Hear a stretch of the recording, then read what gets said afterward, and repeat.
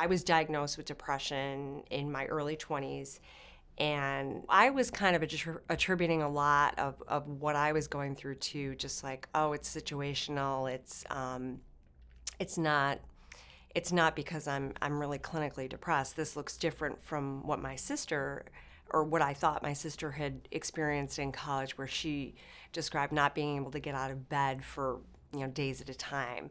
I was still able to function and go to work, but I just was crying all the time. I was just really feeling worse and worse and worse. And finally, my mom was pretty much like, listen, you gotta go see a doctor, because I was actually having a suicidal ideation. So it had gotten to a point where I'm like, yeah, I guess I better go talk to somebody. This is probably a little more serious than just, the shock of being an adult and in the real world. That was something we were concerned about going into pregnancy. I mean, will I experience postpartum?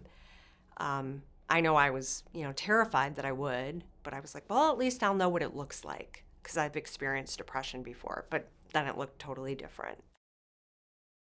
My idea of what postpartum depression meant was you didn't feel a bonding to your baby, that you were, lying in bed, unable to get up, and your baby's in the crib crying in dirty diapers, and you just can't even get yourself out of bed to care for your baby, because you just don't have that feeling. And or when you are caring for your baby, you don't feel a connection and love to them. That isn't at all what I experienced. So I really didn't think it was postpartum depression.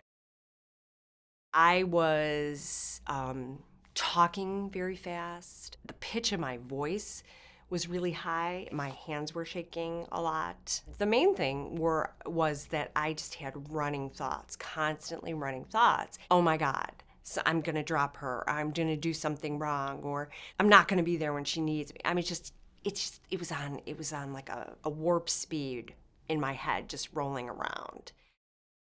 When I didn't sleep for 4 days, that was one of the scariest experiences of my life. We were supposed to take her for her 6-month doctor's appointment, and this was night 2 of me not sleeping.